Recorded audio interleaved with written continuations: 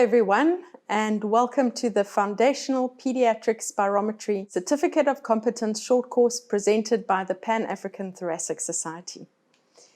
There are two things in life that make us happy. The first one is responsibility, and each one of us has taken a measure of responsibility today in undertaking this training course to better our lives and to better the lives of the people around us. And the second thing that makes us happy is gratitude. So I would like to start off today by acknowledging all the people and organizations who have made this training course possible.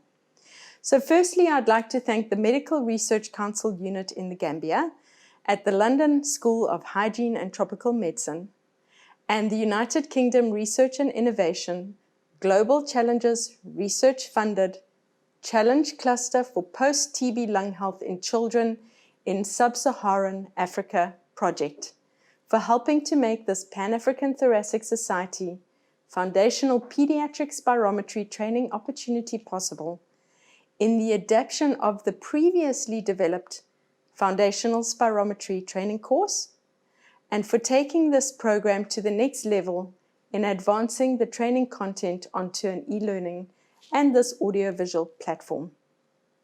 I would also like to thank the Liverpool School of Tropical Medicine hosted National Institute for Health Research, Global Health Research Unit on Lung Health and TB in Africa, which is the Impala project, and the Medical Research Council Global Challenge Research funded Lung Health in Africa Across the Life course, that is the LULI project, for helping to make this Pan-African Thoracic Society sponsored spirometry training opportunity possible in the sponsorship of the initial foundational spirometry course developed under the Impala and LULI projects. Thank you very much. Additionally, I would like to thank the American Thoracic Society for taking on the hosting of this course onto the Canvas platform. Also, just to say, by way of disclaimer, that this document and the training course are the property of the Pan-African Thoracic Society, and any mention of any product or company within the course does not contribute endorsement by either the MRC, the LSHTM, the CRF, or the PATS, and in addition, any citations to websites external to the Pan-African Thoracic Society do not constitute any endorsement by PATS or their sponsoring organizations of any other programs or products. So all web addresses referenced in this document were accessible at the date of publication. If you would like to receive any documents or other information about spirometry, please do make contact with us on the PATS website or through email at patspirometry@gmail.com. So let's just start off with a little bit of background information about the Pan-African Thoracic Society. So the Pan-African Thoracic Society is a respiratory society made up of healthcare professionals from across the African continent and beyond. PATS was formed in 2003 and has approximately 1,200 members in 53 countries. PATS aims to promote lung health in Africa, which is the continent most afflicted by morbidity and death from respiratory diseases, by promoting education, research, advocacy, optimal care, and the development of African capacity to address respiratory challenges on the continent. We continuously partner with other regional and international respiratory organizations in global efforts to improve lung health. PATS is overseen by an executive committee of members who are influential in the field of respiratory medicine in Africa. And if you're not yet a PATS member, please join us by looking at the PATS website, where you will find membership information available. So what PATS does is keeps a database of respiratory health-related issues. PATS promotes collaboration between organizations and individuals whose aims are to promote lung health. PATS encourages and expands the PATS membership, advocates for and makes representation for African respiratory health in global forums. PATS develops capacity for research in respiratory health by training people in the PATS MECOR program. PATS encourages best practices for prevention and management of respiratory diseases, and we maintain our website so that everyone involved in respiratory health has a place to go in terms of finding out more about things that they might be interested in terms of respiratory health. I'd like to take this opportunity to introduce the PATS Spirometry Committee. At the moment, this committee consists of 3 people. The first one is Associate Professor Diane Gray, who works as a clinical researcher and a pulmonologist in the Department of Paediatrics, Red Cross War Memorial Children's Hospital in Cape Town, South Africa. We have Professor Refilwe Masekela, who is a pediatric pulmonologist, a clinical researcher, and head of Department of Pediatrics and Child Health at the Nelson R. Mandela School of Medicine, King Edward Hospital, Durban, South Africa. And then there's myself. I am Sister Lindsay Zerber. I am the Director and Training Manager of a company called Education for Health Africa, which offers occupational health and primary short care courses across the continent. I also have a little respiratory practice and work as a private respiratory nurse practitioner, mainly seeing patients with asthma for lung function testing and education and counseling. And additionally to that, I am the proud member of the PATS Spirometry Committee, developing courses and leading the facilitation of the PATS courses. If you are interested in spirometry, if you find that you have a passion for it and you would like to develop in this field, please do make contact through the patspirometry@gmail.com email address and let us know about yourself. We do have a Train the Trainer program available for people who want to progress in this field. So now let's look at the Foundational Pediatric Spirometry course, what it involves. So just an overview, this is a PATS accredited Certificate of Competence in Pediatric Foundational Spirometry. And the course is aimed at all people who want to measure spirometry in children. Our vision and our mission as we developed this course was to make available an international standard spirometry training program designed for Africans in Africa. So in this program, we've tried to think of the specific challenges that we might face in conducting spirometry on the African continent and incorporating those into our training program. This program will contribute to the personal development of each learner and the social and economic development of African societies through improved access to quality lung health assessment in children on the African continent. We developed the course to give African and international respiratory health guidelines for the routine use of spirometry. We want to introduce and improve pediatric spirometry in African workplaces. And the course was really developed with the primary purpose of increasing knowledge, practice, and awareness of access to high-quality spirometry in African children. So people who undertake this course should be working with or wanting to work with children who need spirometry. So preferably, participants should be in a setting where spirometry testing in children is being routinely performed, or you are planning to implement a spirometry service to test children. And ideally, you should have completed at least a secondary school education, and you should have basic computer skills. So as you know, the course was developed by the Pan-African Thoracic Society in collaboration with various funders.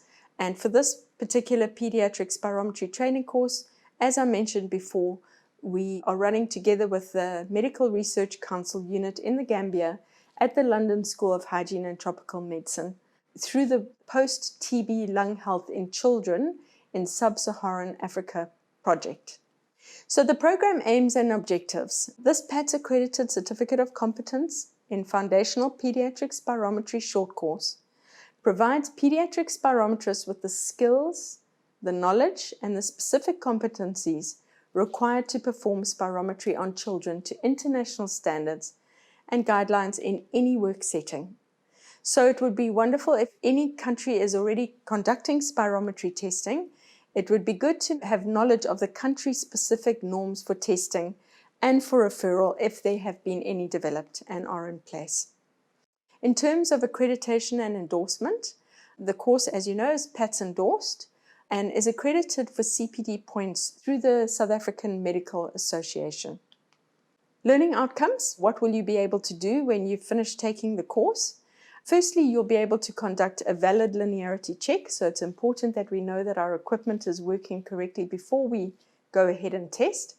You will be able to prepare for a pediatric spirometry test. You'll be able to conduct a high-quality spirometry test on children.